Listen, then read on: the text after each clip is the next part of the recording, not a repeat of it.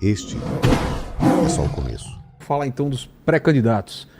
Vamos começar com Caiado. Por que o povo não deve escolher ele como próximo presidente? Uma coisa que o Caiado tenta passar, o Caiado, assim, conheço ele esteve comigo no impeachment, ele no começo era contra o impeachment da Dilma. Primeira reunião que ele teve depois da primeira manifestação, ele falou, tem um nome a zelar, não cai impeachment, não é sério. Depois, passou umas semanas, ele ficou a favor do impeachment. Ele não é uma figura líder, por mais que ele tenha uma postura de autoridade. Acho ele um bom governador, tá? Acho que ele tem qualidades como governador.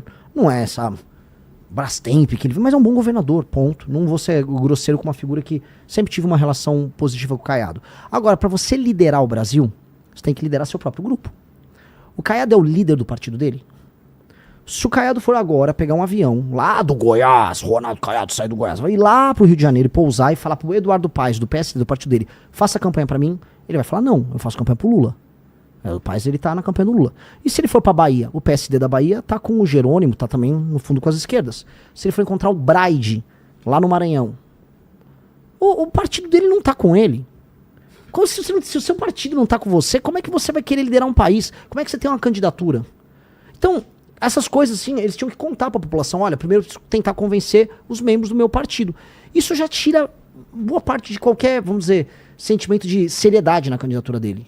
No fundo, pode ser que ele esteja sendo usado, às vezes, de boa vontade, pelo Kassab, que é uma raposa, que tá no governo do Tarcísio e no governo do Lula ao mesmo tempo, pra ficar se posicionando no tabuleiro e conseguir garantir o apoio pra alguém, pra negociar, retirar a candidatura do próprio Caiado. E aí o Caiado está sendo usado pelo Kassab, que já usou Ratinho, já usou Leite. Tá com todo mundo. Nunca confie em ninguém que é todo mundo ao mesmo tempo. O Kassab tá com todo mundo ao mesmo tempo. E agora tá usando a figura do Caiado nisso. Então, ele não lidera o próprio bloco. Porque a preferência dele era o Tarcísio, né? Pois é. Veja só, você foi para um partido agora em que o primeiro eles apoiavam o Tarcísio, depois o Ratinho, depois o Leite e agora ele. Enfim. Aldo, vamos lá. Aldo Rebelo, cara, ele tem livro publicado, é uma figura interessantíssima, gosta de história, gosta de boa parte dos assuntos que eu gosto sobre a história brasileira.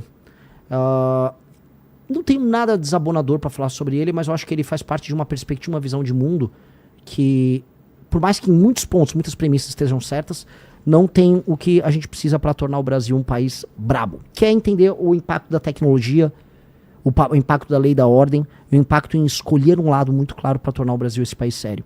Tá? O Aldo é um cara que teve como todo mundo. Dito isso, quem dera a eleição fosse entre eu e o Aldo. Quem dera. Ele tem proposta. Eu li o Quinto Movimento, o livro dele. Eu confio. Quando o cara tem um livro escrito por ele, à mão, o cara é diferente. Então, meu projeto é melhor, meu grupo é maior.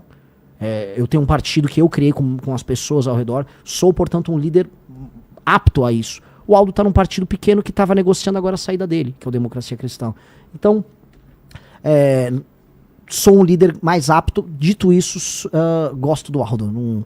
Não nego. Quem dera o debate fosse só entre eu e ele. O Danilo Gentili foi em algum momento uma opção ou era uma brincadeira de vocês? Não, nunca foi brincadeira. Eu acho o Danilo Gentili uma pessoa brilhante, inteligentíssima, uma pessoa de sucesso. Mas em que momento ele deixou de ser uma opção Eu real? acho que o Danilo tem as questões da carreira dele. Uma decisão dele, então. Lógico. Nunca brinquei sobre esse assunto. Poxa, eu volto a colocar a ideia de montar um partido político.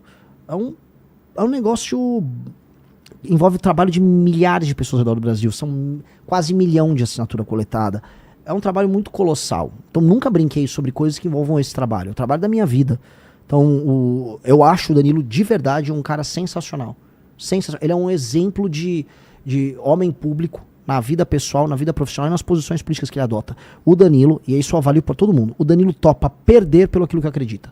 Avalie um homem público pelo que ele perde. E não pelo que ele ganha no que ele fala. O Danilo Gentili várias vezes correu o risco de perder a posição dele no SBT. Várias vezes sofreu pressões do governo A, B ou C. Tentaram cancelar a carreira dele várias vezes. Ele nunca moveu o pé das posições dele. Se ele topasse, era ele de presidente? Eu já tinha anunciado ele há muito tempo. Falei, pô, vem Danilo, vem Danilo, vem Danilo. Mas você iria de vice ou não ia ficar nos bastidores? Eu nunca quis ser vice, eu nunca quis ser candidato a deputado. Eu acho que para as pessoas que estão ao nosso redor, veja, eu sempre fui uma grande liderança do MBL. A cara do IBL. Mas eu tinha que me provar. O que eu me provei como líder? A montagem do partido. As pessoas falam, o Renan é especial, o Renan tem uma capacidade de executar especial depois da montagem da operação da Valete e da montagem do partido. Aí os próprios me falam, pô, é o Renan.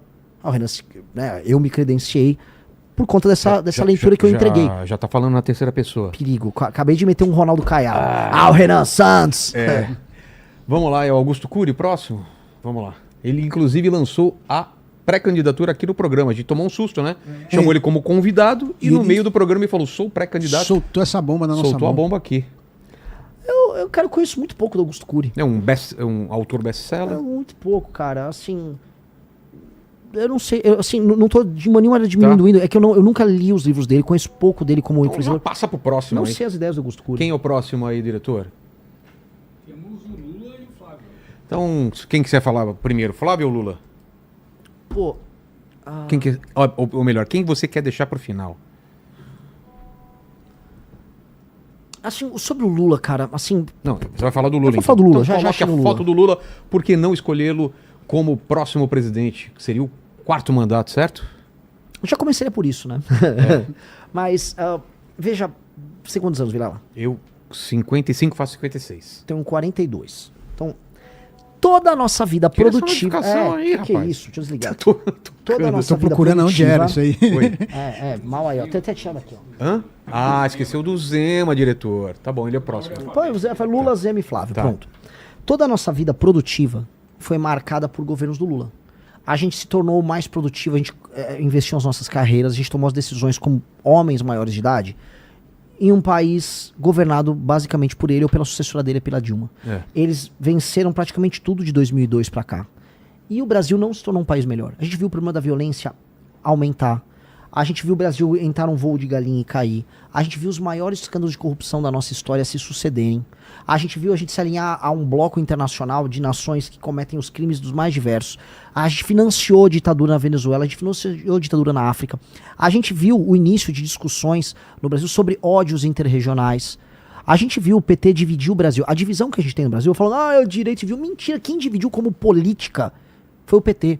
Foi a estratégia que o João Santana adotou com o Lula após o Lula ter o Bolsa Família, que aí ele ficou realmente hegemônico no Nordeste. O Lula ganhou em 2002 com um voto bem distribuído por toda a nação. Tinha voto no Sul, daí ele ganhou em São Paulo em 2002. Entendeu? Então, o PT, naquela época, fez essa escolha, ele dividiu o Brasil em dois. Então, o Lula fez tudo isso. O Brasil não se tornou um país grande. O Brasil se tornou um país que ganhou o apelido de anão diplomático. O Brasil perdeu todas as grandes oportunidades de se tornar uma das grandes nações da história. Se o Brasil tivesse feito as reformas de competitividade que a gente está falando em fazer, que eu comentei hoje num programa, durante o governo Lula nos anos 2000, o Brasil teria estourado, deslanchado. Se previdência, reforma administrativa, se reforma trabalhista, se, vamos dizer, o cuidado com a questão fiscal permitindo que os juros ficassem baixos, tudo isso acontecesse naquela época, o Brasil tinha infraestrutura, empresas se instalavam aqui, tinha complexidade, o mundo era outro. Não foi isso que aconteceu. O Lula vendeu a janta para pagar o almoço, ou seja, ele vendeu o nosso futuro para ele poder comprar os carguinhos dele, ganhar as eleições dele e a sucessora dele, a Dilma. Portanto, o Lula é o grande câncer da nossa geração. O Lula tem que deixar de existir do ponto de vista político. A memória política do Lula tem que ser esquecida. O Lula foi o grande desperdício geracional nosso. E o Lula também representa uma geração, os sonhos da geração dos anos 60, 70 no Brasil, meio de esquerda e tal, que não larga o nosso pé. Não larga, parece que a gente tem que viver o tempo todo o sonho daquela pessoa que assistiu o filme Ainda Estou Aqui, as brigas da ditadura militar, aquelas categorias de pensamento idiotas. O Lula tem que sumir, vai dar pombo pro milho, Lula, vai cuidar da Janja. Já deu, o governo dele cansou, ele mesmo tá cansado. Todo mundo percebe que o Lula já não consegue raciocinar direito, ele tá cansado, ele tá sem energia. Esse homem sem energia, deprimido, cansado, que já não nem sabe qual é o projeto dele do Brasil, tanto que qual é a proposta dele? Pé de meia, vou te dar uma graninha pra você ir pra aula. Ir pra aula é obrigação. Vou te dar um botijão de gás. Vou te dar energia elétrica. É isso o projeto de Brasil do PT? Então o cara começa, né? A esperança, né? 2002, Lula ganhou. A esperança do operário que não sei o quê. Acelera a fita, chegamos em 2026, eu vou te dar um botijão de gás. Calma, que país é esse? Que país desgraçado ele entrega que as pessoas estão comemorando que ele agora vai distribuir botijão de gás. Então, pô, é um projeto falido. O Lula tem que ser... Eu podia falar da corrupção do Lula, podia falar de tudo. Eu vou falar só de uma coisa. O projeto dele é essencialmente falido. E ele entregou uma geração inteira destruída. Não à toa que ele pegou um Brasil que hoje boa parte das pessoas vivem de assistencialismo. Ele pegou um país que ainda recebia um restinho de imigrante. Hoje o país exporta pessoas pro resto do mundo. Um país em que as facções criminosas ficaram poderosas. O Lula acabou com a nossa geração. É isso. A nossa geração no Brasil é uma geração que será para sempre marcada por ter sido a geração que foi destruída pelo Lula. Tem chance dele desistir? Tem. Se a direita estiver muito à frente, Tem. você acha que ele corre o risco de perder e fala, putz, eu não vou Tem. terminar minha biografia assim? Tem. E aí Mas ele não criou um sucessor, e aí? Mas aí, cara, ele bota no segundo turno, talvez, um Haddad ou um Camilo, talvez. Porque eu acho assim, pra quem rodou no Ceará, Maranhão, saiu até pesquisa Metrópolis que eu tava roubando o voto deles no Nordeste. Essa é matéria do Metrópolis, desculpa. Os filhos do eleitor do Lula no Nordeste não gostam do Lula. Os filhos do eleitor do Lula no Nordeste querem uma vida que vá além do vou receber uma bolsa, e o prefeito da cidade vai fazer um negocinho aqui e o Lula gosta da gente. As pessoas querem mais do que isso. E o Lula não tá entregando um horizonte disso. O que o Lula tá visando pra essa pessoa mais pobre, vamos supor, um rapaz que é entregador em Sobral, lá no Ceará. O Lula tá avisando, eu vou te dar um botijão. Mas eu não quero botijão, eu quero uma vida. Eu quero uma vida legal, eu quero comprar coisa, eu quero montar o meu negócio. Não, eu vou te dar um botijão e ainda vou cobrar um imposto de você. Esse cara já não quer mais o Lula. Vamos para o Zema, então. Por que não escolher o Zema como próximo presidente? Como eu te disse, é muito parecido com o Caiado no sentido de que ele não tem nenhum partido que de fato endossa ele. A maior parte dos candidatos a deputado do Novo ficam divulgando o Flávio. Você acha que corre o risco dele ser o vice do Flávio? É o que ele ficou tentando. Quem quer ser... Cara, quem quer ser presidente tem que pegar uma baita de uma bucha. Uma bucha gigantesca. Quero ser vice do Flávio. Pô, assim, lidere teu time, seja o líder inspirador que vai pegar então o Partido Novo e pegue todos os seus pré-candidatos ao governo e faça endossar publicamente. E comece a entender que assim, você não é a alternativa 2 ao Flávio. Todos nós, eu, Zema, Caiado, teremos que arrancar voto do Flávio, que são as pessoas que são conservadoras, que foram enganadas por anos pela família Bolsonaro. E aí ele fica falando em ser vice? Vice? Por que adianta denunciar o STF se o cara que faz o acordo com o STF pra beneficiar o Banco Master, que é o Flávio, é tratado por ele como um cara normal? Não dá, cara. Não dá. Isso não dá. E assim, agora tirando isso, pelo menos ele é um cara que teve coragem lá de falar dos caras do STF. Isso conta. Isso conta. Gostaria de... Já falei o Zema, Caiado, já falei em outras entrevistas. Poderia compor um grupo com a gente lá numa gestão minha? Entendi. De forma clara. Por mais que eu não concorde com a postura e acho que quando eu tive com o MBL sozinho apontando os erros do governo Bolsonaro, eles não tiveram coragem de apontar. Não tiveram... Pô, quando o Bolsonaro destruiu a Lava Jato e permitiu que o Lula fosse solto, a gente apanhou sozinho. Por mais tudo isso, não acho que ele é uma pessoa do mal. Mesmo, de maneira alguma. E finalizando, Flávio Bolsonaro.